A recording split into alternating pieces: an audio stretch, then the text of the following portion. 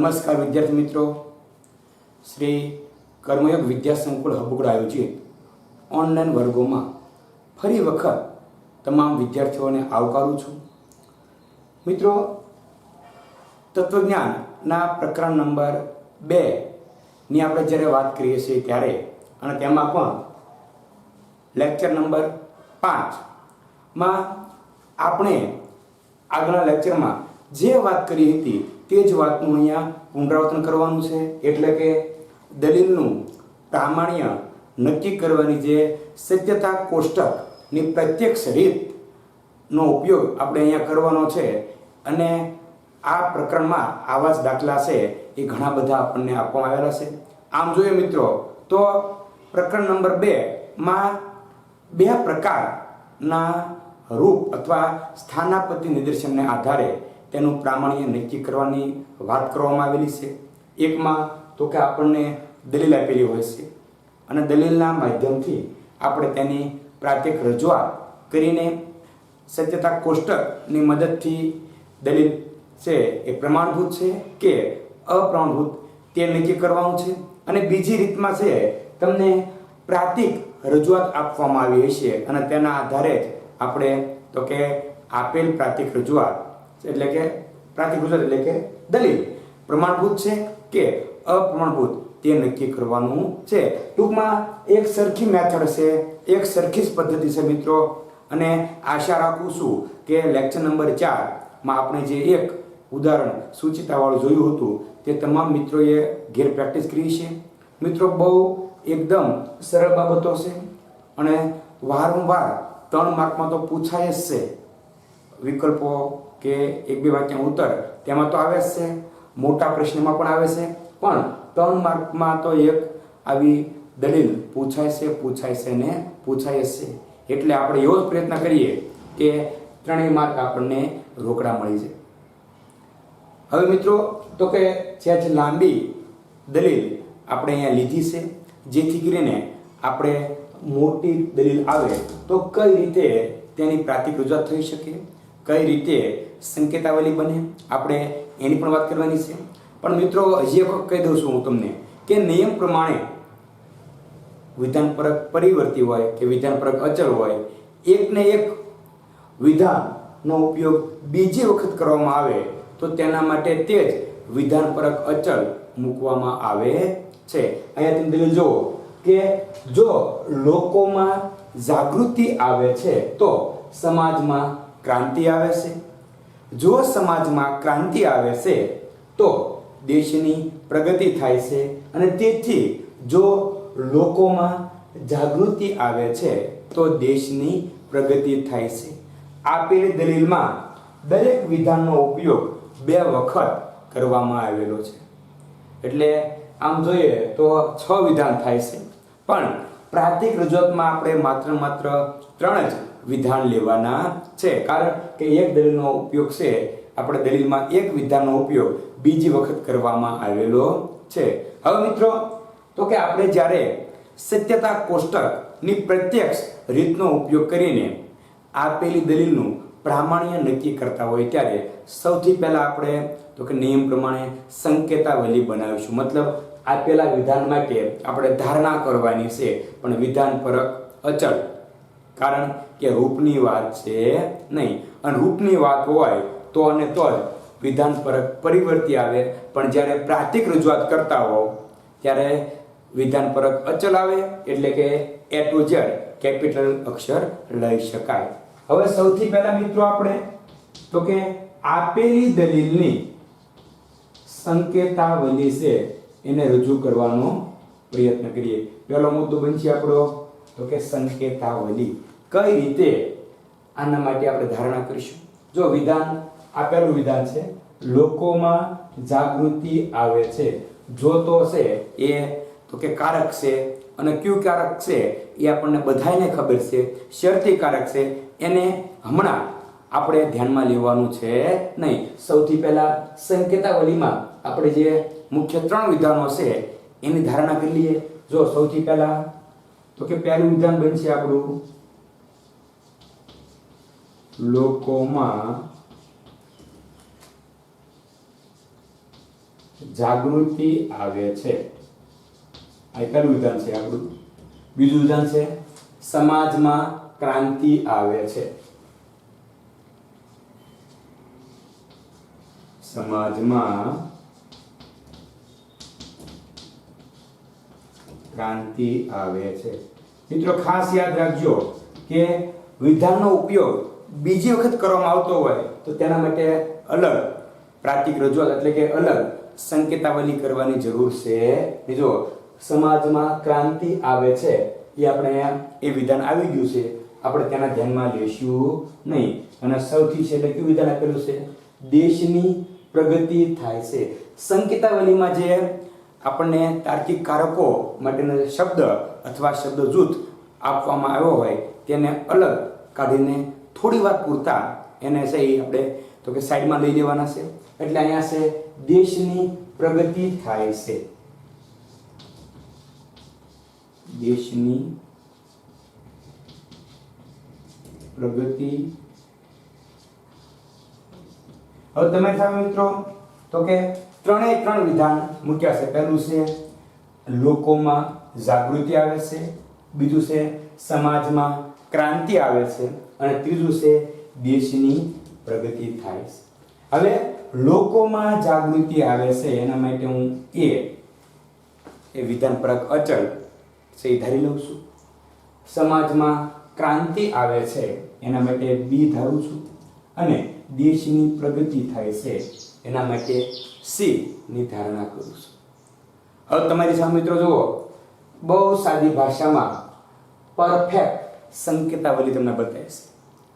તમામ મિત્રો જોઈ શકીએ છીએ કે કઈ રીતે તો કે સંકેતાવલી આપણે બની. હવે તો કે સંકેતાવલીનું કામ પૂરું થઈ જાય પછી તો કે આપેલી દલીલની પ્રાતિક રજૂઆત કરવાની છે. અને પ્રાતિક રજૂઆત માટે વિધાનપરક અચલની જરૂર પડતી હોવાથી સૌથી પહેલા આપણે તો કે વિધાનપરક અચલની ધારણા કરી અને હવે આપણે તો કે દલીલની પ્રાતિક રજૂઆત. બીજો મુદ્દો આપણો દલીલની પ્રાતિક રજૂઆત. જો તમે આપણો બીજો મુદ્દો બનશે.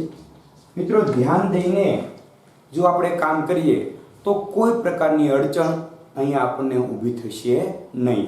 હવે દલીલની પ્રાતિક રજૂઆતમાં આપણે અહીંયા જવાનું છે, વિધાન આપ્યા છે તેમાં. અને અહીંયા હવે આપણે તો કે પ્રાતિક રજૂઆતમાં બે જ બાબતો આવે છે. જો બંનેમાં છે વિધાનપરક અચળની સાથે તાર્કિક કારકો પણ આવે છે, જ્યારે રૂપમાં વિધાનપરક પરિવર્તી સાથે તાર્કિક કારકો આવે છે. એટલે વિધાન માટેનું રૂપ હોય કે પ્રાતિક રજૂઆત હોય, આ બંનેમાં તાર્કિક કારકો સામાન્ય બાબત છે. બંનેમાં આપણે જે 5 તાર્કિક કારકો છે એનો ઉપયોગ થાય છે. નિષેધ, સમુચ્ચય, વિકલ્પન, શરતી અને દ્વિશરતી. પ્રાતિક રજૂઆતમાં આપણે તાર્કિક કારકોની જરૂર પડશે. એટલે આપણને દલીલ જોઈએ તો આપણે તરત જ ખ્યાલ આવી જવો જોઈએ. જો કયો શબ્દ છે? જો, તો. જો પછી વિધાન, તો પછી વિધાન. આ ક્યાં તાર્કિક કારક માટેના શબ્દ જૂથ છે? તો કે જો તો શરતી જે તાર્કિક કારક છે એના માટે વાપરવામાં આવતો શબ્દ કે શબ્દ જૂથ છે. હવે જો તમે લોકોમાં જાગૃતિ આવે છે એના માટે તમે શેની ધારણા કરી છે? તો કે લોકોમાં જાગૃતિ આવે છે એના માટે આપણે એ એટલે સૌથી પહેલા મૂકશું આપણે એ. તાર્કિક કારક કયું છે? શરતી. સમાજમાં ક્રાંતિ આવે છે તો કે અહીંયા આપણે સમાજમાં ક્રાંતિ આવે છે એના માટે બી વિધાનપરક અચળ માટે તો કે બી ની ધારણા કરીશું. જો એ શરતી બી, કારણ કે લોકોમાં જાગૃતિ આવે છે એના માટે આપણે એ ધારેલો છે. સમાજમાં પ્રગતિ ક્રાંતિ આવે છે એના માટે આપણે બી ધારેલો છે. એટલે કે એ અને બી. હવે જો તમે નીચે વહી આવો. સમાજમાં ક્રાંતિ આવે છે, આપણે ઉપર આવ્યું સમાજમાં ક્રાંતિ આવે છે એના માટે બી. મિત્રો સ્ટેપ બાય સ્ટેપ ચાલવાનું છે, કાંઈ નવી વસ્તુ લેવા જવાની જરૂર છે નહીં. હવે તો દેશની પ્રગતિ થાય છે. દેશની પ્રગતિ થાય છે માટે આપણે શું ધાર્યું છે? તો કે સી ની ધારણા કરીશું. હવે તમે જુઓ, તેથી દલીલમાં તેથી જ્યારે લખ્યું હોય ત્યારે નીચે આપણે સંકેત વાપરવાનો છે. એટલે દલીલમાં ક્યારેય સંકેત ન આવે અને પ્રાતિક રજૂઆતમાં ક્યારેય તેથી લખેલું આવવું જોવે નહીં. જો લોકોમાં જાગૃતિ આવે છે, લોકોમાં જાગૃતિ આવે છે માટે એ. મિત્રો આમાં એક ખાસ ધ્યાન રાખવાનું છે, કારણ કે આપણે ક્યારેક નાનકડથી ભૂલને કારણે પ્રાતિક રજૂઆત ખોટી કરી હોય, અને જો પ્રાતિક રજૂઆત ખોટી કરી હોય તો ક્યારેય સત્યતા કોષ્ટક સાચું હોઈ શકે નહીં. અને સત્યતા કોષ્ટક સાચું ન હોય તો આપણી જે દલીલનું પ્રામાણ્ય નક્કી કરવાની બાબત છે એ સાચી હોઈ શકે નહીં. એટલે આપણે 3 માર્ક ધારી લઈએ, પણ ઘણી વખત આપણી એક નાનકડમથી ભૂલને કારણે 3 માર્ક મળતા નથી, અને પછી આપણને ઘણો અફસોસ થાય છે કે પેપર ખોલાવવું પડશે, આવું ન થવું જોઈએ. પણ નાની નાની બાબતો ખૂબ જ મહત્વની હોય છે. અહીંયા જો તમે કે સ્ટેપ બાય સ્ટેપ ભલે એકવાર જોવું પડતું, પણ ખોટી ઉતાવળ મિત્રો નહીં કરીએ આપણે. હવે આપણે છેલ્લું આ કીધું છે, દેશની પ્રગતિ થાય છે, દેશની પ્રગતિ થાય છે માટે આપણે સી ની ધારણા કરીશું. જો મિત્રો તમારી સામે પ્રાતિક રજૂઆત પણ છે, એ શરતી બી, બી શરતી સી, અને તેથી એ શરતી સી. આમ જોઈએ તો દરેક વિધાન 2 વખત આવે છે. મતલબ કે તમે જે પ્રાતિક રજૂઆત કરી હોય એમાં દરેક વિધાન પરક અચલ 2 વખત આવતો હોવો જોઈએ. એ 2 વખત આવે છે, બી પણ 2 વખત આવે છે, અને સી પણ 2 વખત આવે છે. પણ આ બાબત કઈ છે તો કે દલીલને આધારે આપણે પ્રાતિક રજૂઆત કરી એ છે. એટલે દલીલ બદલે એમ પ્રાતિક રજૂઆત પણ બદલે, પણ આપણી પદ્ધતિ મેથડ બદલવી જોઈએ નહીં. એટલે 2 સ્ટેપ મિત્રો પૂરા કર્યા, સંકેતાવલી અને સંકેતાવલીના આધાર મિત્રો ખાસ, કારણ કે આપણે આમ તો 2.1 માં જે વાત કરી હતી આવું જ કંઈક હતું, પણ એમાં રૂપની વાત હતી. સંકેતાવલી પછી તો કે પ્રાતિક રજૂઆતમાં ખાસ ધ્યાન રાખશું આપણે કે કોઈ પ્રકારની ગડબડ ના થાય, જેથી આપણે છે આપણી ગાડી ખોટા પાટા માથે વહી જાય નહીં. અને સૌથી છેલ્લે આપણે વાત કરી છે કે જ્યારે સત્યતા કોષ્ટકની પ્રત્યક્ષ રીતના ઉપયોગથી દલીલનું પ્રામાણ્ય નક્કી કરવાનું હોય, ત્યારે જો તમારી દલીલમાં એક કરતાં વધારે આધાર વિધાન આવતા હોય તો કઈ બાબત ધ્યાનમાં લેવાની છે આપણે તમામને ખ્યાલ છે. મિત્રો હજી વખત કહી દઉં છું કે દલીલમાં ફલિત વિધાન માત્ર એક જ હોય, પણ આધાર વિધાન 1 કરતાં વધારે હોઈ શકે. હવે જો અહીંયા આ આપણું તો કે ફલિત વિધાન છે, પણ આ બંને આપણા આધાર વિધાન છે. હવે તમને તો કે જ્યારે 2 આધાર વિધાન આપવામાં આવ્યા હોય ત્યારે આપણે શું કરવું પડશે તો કે તેને જે દલીલ છે એને 1 આધાર વિધાનવાળી બનાવવી પડે. અને 1 આધાર વિધાનવાળી દલીલ બનાવવા માટે આપણે એક જ કારકનો ઉપયોગ કરીએ છીએ, સમુચ્ચય. યાદ રાખજો મિત્રો. અને શબ્દથી આપણે તો કે આ બંને દલીલને જોડશું, જેથી કરીને સત્યતા કોષ્ટકની રચનામાં આપણે કોઈ પ્રકારની અડચણ પડે નહીં. એટલે હવે તો કે આ જે દલીલ છે એને આપણે તો કે આપવામાં આવેલી દલીલને જે આધાર વિધાન છે આપણે તેને તો કે સમુચ્ચય રૂપે જોડવાના છે.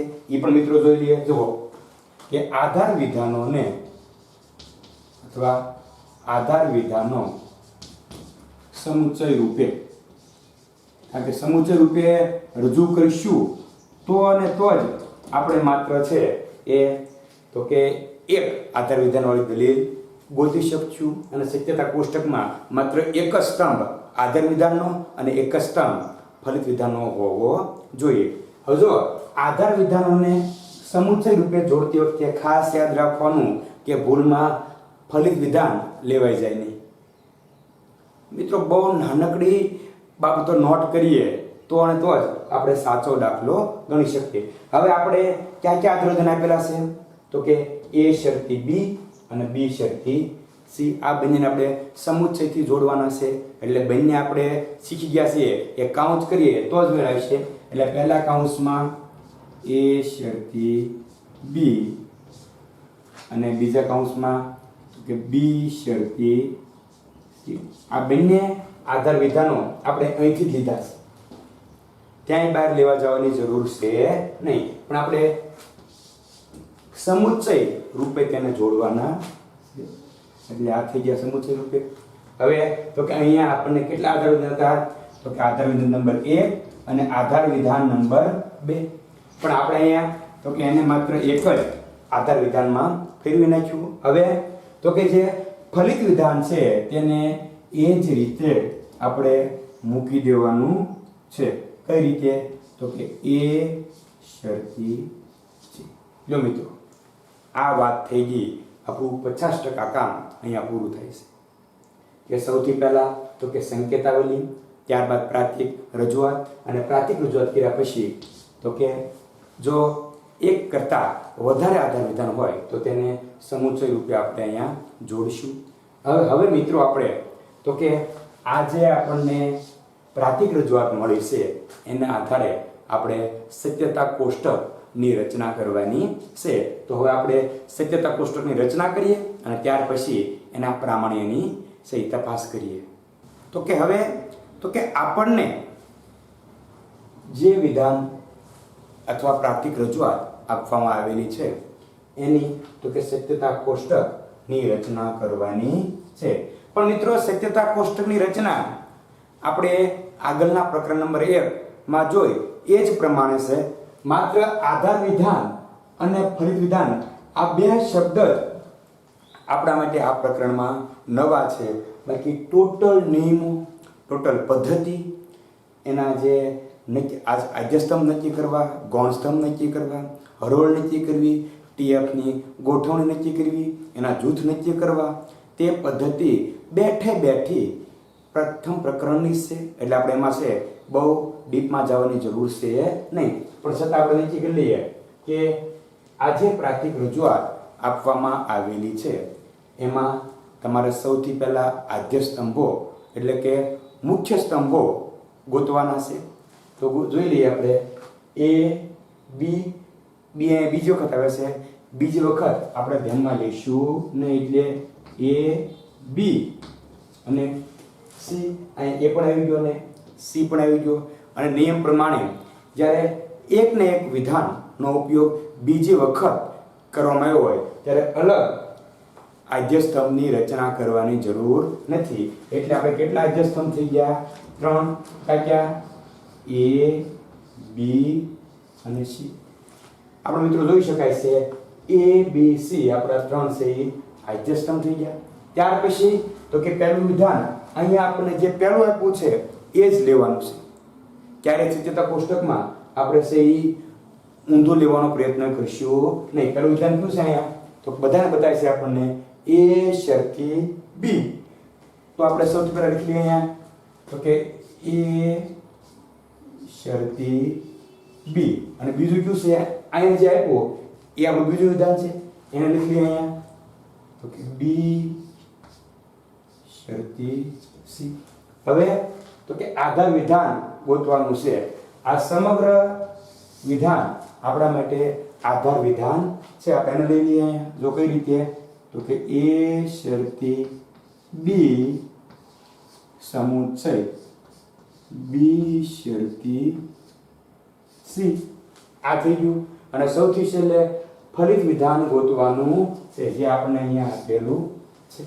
મિત્રો એક વખત ફરી વખત પણ જોઈ લેવાનું જેથી કરીને આપણે ખોટી રીતે દાખલો ગણીએ નહીં. હવે તો કે દરેક સ્તંભની આપણે જો રચના થઈ ગઈ છે.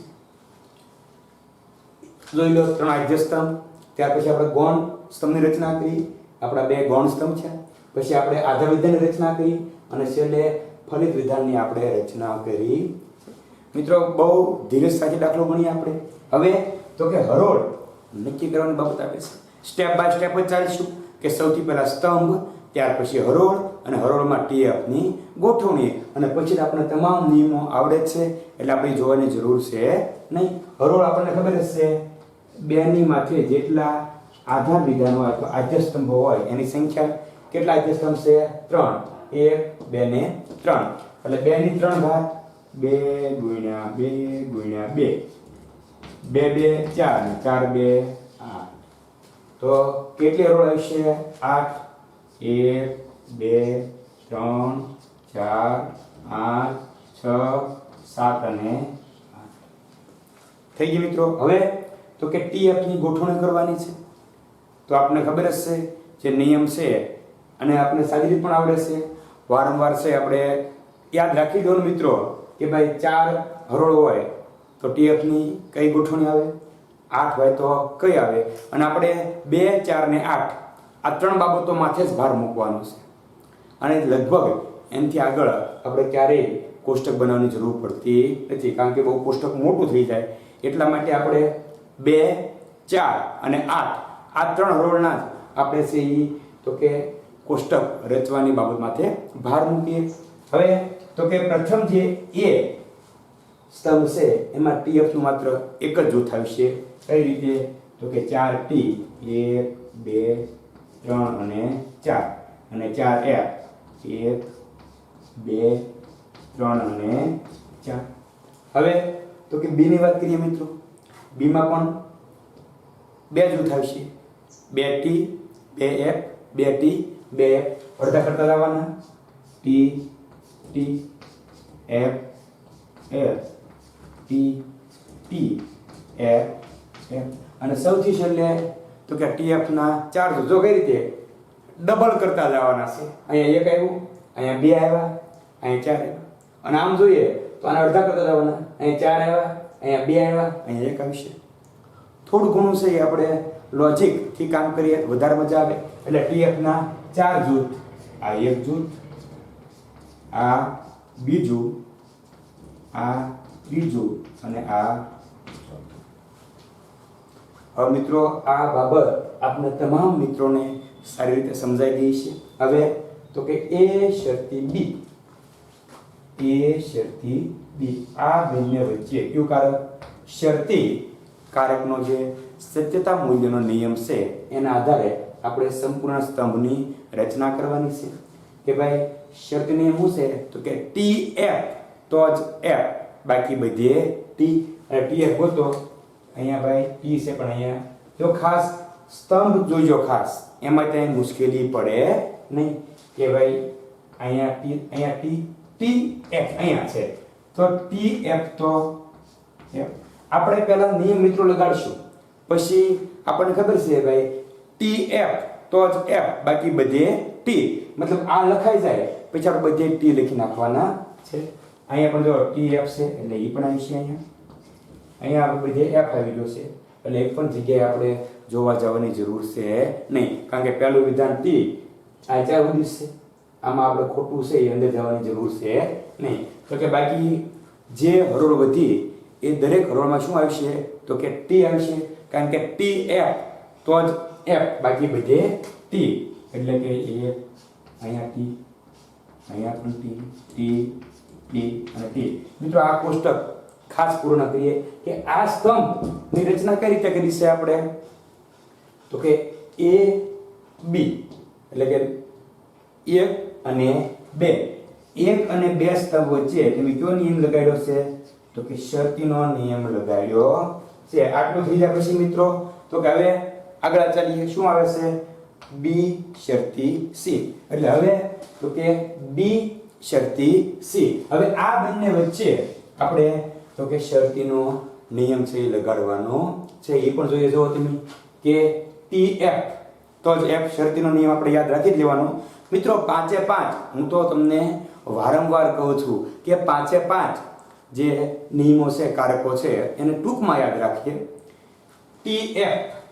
TF તો જ F. તો અહીંયા F છે, અહીંયા F છે, અહીંયા T છે પણ અહીંયા T છે.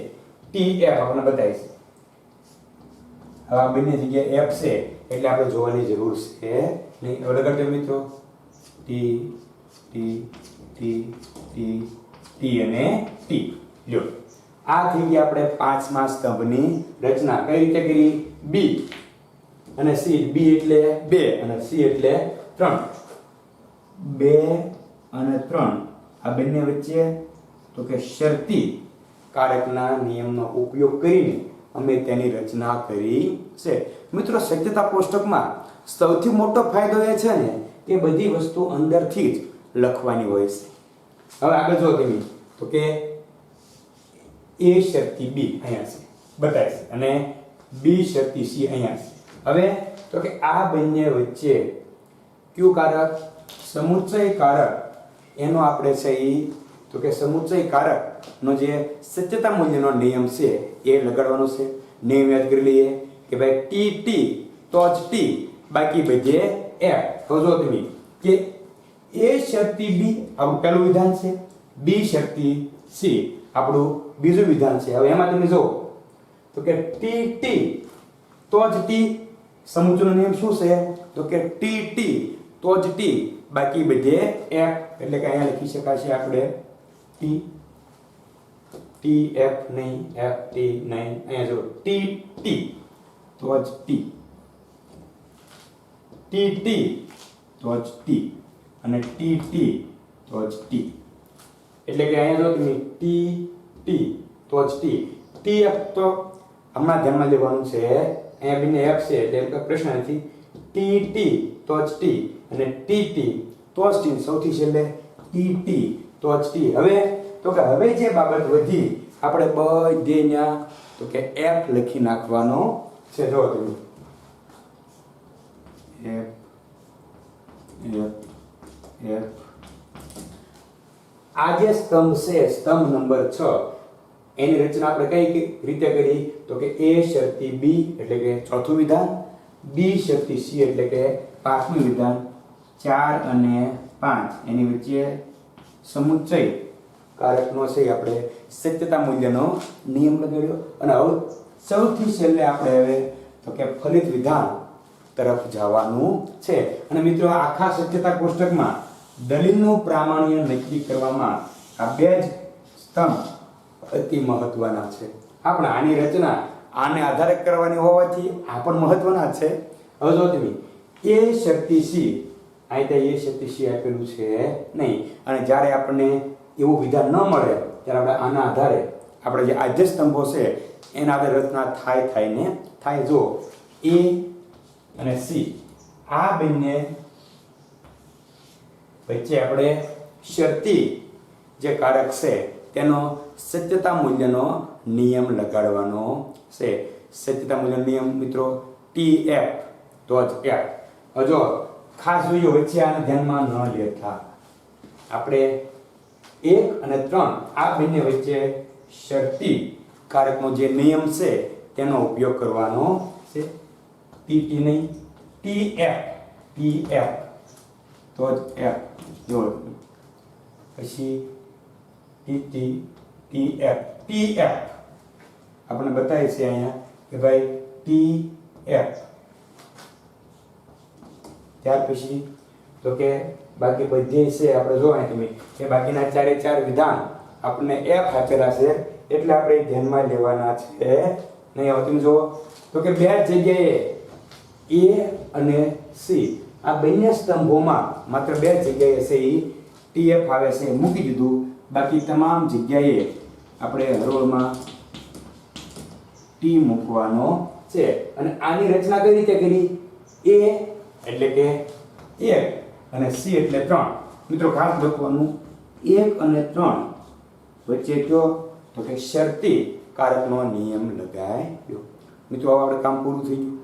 હવે તો કે હવે આપણે છે આધાર વિધાનમાં ટી ની શોધ કરવાની. સ્ટેપ બાય સ્ટેપ ચાલુ છું મિત્રો. કે સૌથી પહેલા તો કે આધાર વિધાનમાં ગોતો કે કઈ કઈ હરોળમાં ટી આવે છે. એટલે આ અહીંયા એફ છે, અહીંયા ટી છે, અને અહીંયા ટી છે ને અહીંયા પણ ટી છે. જો આ એફ ને આપણે ધ્યાનમાં લેવાના છે નહીં. હવે તો કે હવે આપણે યાદ કરીએ તો કે પ્રમાણભૂત દલીલ કોને કહેવાય અને અપ્રમાણભૂત દલીલ કોને કહેવાય. હવે તમે 1 2 3 ને 4 હરોળમાં ટી આવે છે. તો કે હવે તો કે આપણે એ જોઈ લઈએ કે આધાર વિધાન સત્ય હોય અને ફલિત વિધાન પણ સત્ય હોય તો અને તો જ આપેલ દલીલ પ્રમાણભૂત બને છે. એટલે કે 4 જગ્યાએ આપણને દલીલ છે, 4 જગ્યાએ આપણને હરોળમાં છે એ ટી બતાય છે. તો કે જો તમારા આ દલીલ પ્રમાણભૂત હોય તો શું થશે? તો કે ફલિત વિધાનમાં પણ જે જગ્યાએ ટી આવે છે મિત્રો, ખાસ કે જે હરોળમાં ટી આવે છે એ જ હરોળમાં આગળ ટી આવતો હોવો જોઈએ. આપણે 1 2 3 અને 4 આને ધ્યાનમાં લેવાના છે. અહીંયા ભલે ટી લો નહીં, આપણે આધાર વિધાનમાં માત્ર ટી વાળી જ હરોળ ગોતવાની છે. આપણે મળી ગઈ છે 1 2 3 અને 4. આ ચાર જગ્યાએ આપણે ફૂદડી પણ કરેલી છે. હવે જો તમે તો કે પહેલી હરોળમાં ટી છે, તો કે ફલિતમાં શું છે? તો એમાં પણ ટી છે. પછી પાંચમી હરોળમાં ટી છે, તો કે ફલિત વિધાનમાં પણ ટી આવે છે. સાતમી હરોળમાં આધાર વિધાનમાં ટી છે, ફલિત વિધાનમાં પણ ટી આવે છે. અને સૌથી છેલ્લે આઠમી હરોળમાં આધાર વિધાનમાં ટી છે, તો કે ફલિત વિધાનમાં પણ ટી છે. મિત્રો જુઓ, પ્રામાણ્ય નક્કી કરવાની છે બેસ્ટ અને એકદમ સરળ રીત કે અહીંયા તમે જુઓ દરેક જગ્યાએ આધાર વિધાનમાં ટી છે. મિત્રો હજી એક વખત કહું છું કે તમે જ્યારે દલીલનું પ્રામાણ્ય નક્કી કરતા હો ત્યારે આધાર વિધાનમાં માત્ર ને માત્ર ટી વાળી જ હરોળ શોધવાની છે, એફ વાળી નહીં. એટલે 4 આપણને ટી વાળી હરોળ મળી, એટલે કે 4 સત્ય હરોળ મળી. તેની સામે જ 4 એ 4 છે એ ફલિત વિધાનની હરોળ પણ સત્ય છે. એટલે કે આપેલ આધાર વિધાનમાં જે હરોળ સત્ય છે એ જ હરોળ ફલિત વિધાનમાં પણ સત્ય છે. એટલે કે બંને સત્ય હોવાથી આપેલી દલીલ પ્રમાણભૂત છે. હવે મિત્રો ખાલી છે એ આપણે તો કે દલીલનું પ્રામાણ્ય કઈ રીતે નક્કી કરવું એક દાખલામાં હું તમને છે અહીંયા લખીને બતાવું છું. માત્ર આપણે હરોળ યાદ રાખી લઈએ. કઈ કઈ છે? તો કે 1 4 7 અને 8. તો કે દલીલના શેનો પ્રામાણ્યનો નિર્ણય કરવાનો છે. તમારી બુકમાં તમે આપેલ સત્યતા કોષ્ટક વ્યવસ્થિત દોરેલું છે. હવે આપણે તો કે કઈ રીતે પ્રામાણ્યનો નિર્ણય કરી શકાય એની વાત કરવાની છે મિત્રો. તો કે સૌથી પહેલા તમે જ્યારે પ્રામાણ્યનો નિર્ણય લેતા હો ત્યારે સૌથી પહેલા સ્તંભની વાત કરવાની છે. કુલ કેટલા સ્તંભ છે અને આ સ્તંભમાં કયા સ્તંભમાં આધાર વિધાન અને કયા સ્તંભમાં ફલિત વિધાન રજૂ કરવામાં આવ્યું છે એનો ઉલ્લેખ કરવાનો છે. પછી તો કે કુલ કેટલી હરોળ છે એનો ઉલ્લેખ કરવાનો છે. અને હરોળમાં આધાર વિધાનની કઈ કઈ હરોળમાં ટી આવે છે એનો પણ ઉલ્લેખ કરવાનો છે. અને સૌથી છેલ્લે આપણે તો કે આપેલ દલીલ પ્રમાણભૂત છે કે અપ્રમાણભૂત એની વાત કરવાની છે. એટલે સૌથી પહેલા આપણે તો કે પ્રામાણ્યનો નિર્ણય લેતી વખતે સૌથી પહેલા આપણે લખશું તો કે કુલ કેટલા સ્તંભ છે. આપણો પહેલો મુદ્દો છે મિત્રો. એટલે સૌથી પહેલા લખવાનું આપેલ સત્યતા કોષ્ટકમાં અથવા ઉપરના સત્યતા કોષ્ટકમાં આપેલ સત્યતા કોષ્ટકમાં કેટલા તમારી નજર સામે છે કે આપેલા સત્યતા કોષ્ટકમાં કુલ કેટલા સ્તંભો આવેલા છે એ લખી નાખવાનું કે આપેલ સત્યતા કોષ્ટકમાં કુલ 7 સ્તંભો આવેલા છે. કેટલા સ્તંભો છે? તો કે તમારી નજર સામે તમને સત્યતા કોષ્ટકમાં બતાવે છે કે 7 સ્તંભો આવેલા છે. આ પહેલો મુદ્દો. હવે તો કે 7 સ્તંભો પૈકી કયા સ્તંભમાં આધાર વિધાન અને કયા સ્તંભમાં ફલિત વિધાન રજૂ કરવામાં આવ્યું છે એની વાત કરીએ કે જે પૈકી સ્તંભ નંબર 6 માં આધાર વિધાન અને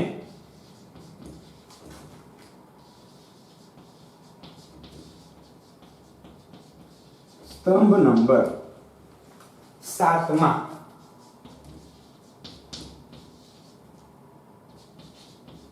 ફલિત વિધાનની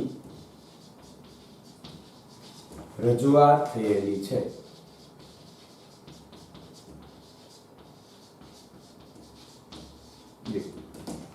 આપણે તો કે સ્તંભોની મિત્રો આપણે વાત કરીએ છીએ પ્રામાણ્યનો નિર્ણય કઈ રીતે લેવાનો છે. માત્ર લખવાનું નથી કે આપેલ દલીલ પ્રમાણભૂત છે કે આપેલ દલીલ અપ્રમાણભૂત છે. સ્તંભોની વાત થઈ ગઈ. હવે તો કે આપણી જે સત્યતા કોષ્ટક રચ્યું હતું એમાં કેટલી હરોળ હતી? તો કે 7 હરોળ હતી. એ લખી નાખવાનું કે તેમજ અથવા પૂર્ણ વિરામ કે સત્યતા કોષ્ટકમાં 8 હરોળ પૈકી 8 હરોળ પૈકી હરોળ નંબર લખવાનો છે મિત્રો અહીંયા કે હરોળ નંબર 1 5 7 અને 8 આપણે જોયું હતું કે 4 હરોળમાં આ પહેલા લખી નાખવાનું ભલે ફલિત વિધાનમાં f આવતો હોય કે ફલિત વિધાન અસત્ય હોય પણ અહીંયા આપણે વાત કરીએ છીએ આધાર વિધાનની કે હરોળ પૈકી હરોળ નંબર 1 5 7 અને 8 માં આધાર વિધાન કેવું છે તો કે સત્ય છે ભલે પછી ફલિત વિધાન અસત્ય આવતું હોય એ પછીની વાત છે પણ તમારે સૌથી પહેલા એ જ લખવાનું છે કે આધાર વિધાનમાં કઈ કઈ હરોળ છે એ સત્ય છે તો કે હરોળ 8 હરોળ પૈકી હરોળ નંબર 1 5 7 અને 8 માં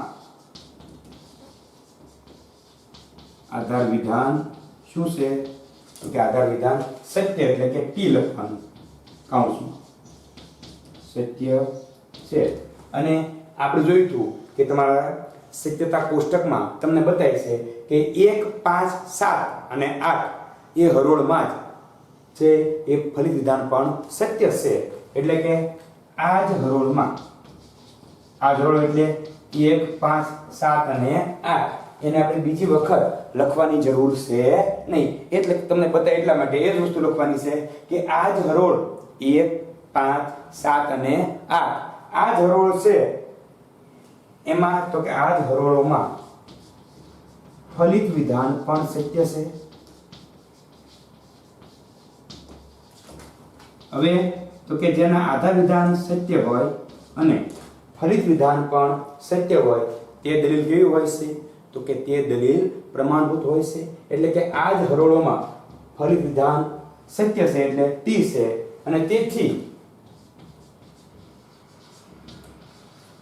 આપેલ દલીલ કેવી છે મિત્રો તો કે આપેલ દલીલ પ્રમાણભૂત છે પ્રમાણભૂત નીચે આપણે અંડરલાઈન કરીએ એટલે આપણે ખબર પડી જાય કે તમે જે સત્યતા કોષ્ટકની રચના કરી છે એ કેવું છે તો કે એ દલીલ પ્રમાણભૂત મિત્રો આ વાત થઈ ગઈ દલીલના પ્રામાણ્યની સ્ટેપ બાય સ્ટેપ ચાલીએ કોઈ પ્રકારની ઉતાવળ કરશું નહીં કારણ કે ઉતાવળ કરવાથી આપણે છે એક પણ બાબત જો ખોટી લખાઈ જાય તો ઘણી બધી મુશ્કેલી આપણને પડે છે એટલે સ્ટેપ બાય સ્ટેપ ચાલીશું અને ધીરજપૂર્વક દાખલો લખશું તો કોઈ પ્રકારની અડચણ કે મુશ્કેલી ઊભી થશે નહીં મિત્રો આશા રાખું છું કે બહુ ધીરજ સાથે આપણે પાઠ્યપુસ્તકમાં જે થોડુંક મોટું ઉદાહરણ હતું એ સમજવાનો પ્રયત્ન કર્યો અને બહુ સરળતાથી તમે સમજી શકો એ ભાષામાં તમારી સમક્ષ રજૂ કરવાનો પ્રયત્ન કર્યો છે હજી પણ મિત્રો છે આપણે આવા 4 થી 5 ઉદાહરણો અને સત્યતા કોષ્ટકની રચના દ્વારા દલીલનું પ્રામાણ્ય નક્કી કરવાના દાખલા જોઈશું જેથી કરીને તમામ મિત્રો છે એ સરળતાથી આવા દાખલા લખી શકે મિત્રો આશા રાખું છું કે તમને બધાને આ બાબત સમજાઈ ગઈ છે અને તમામ મિત્રો ઘરે બેઠા બેઠા આવા ઘણા બધા ઉદાહરણો પાઠ્યપુસ્તકના ઉદાહરણોમાં અને મનોયજ્ઞમાં પણ છે તો તમામ વિદ્યાર્થીઓ આવા દાખલા ગણજો અને સાથે ચાલવાનો પ્રયત્ન કરજો અસ્તુ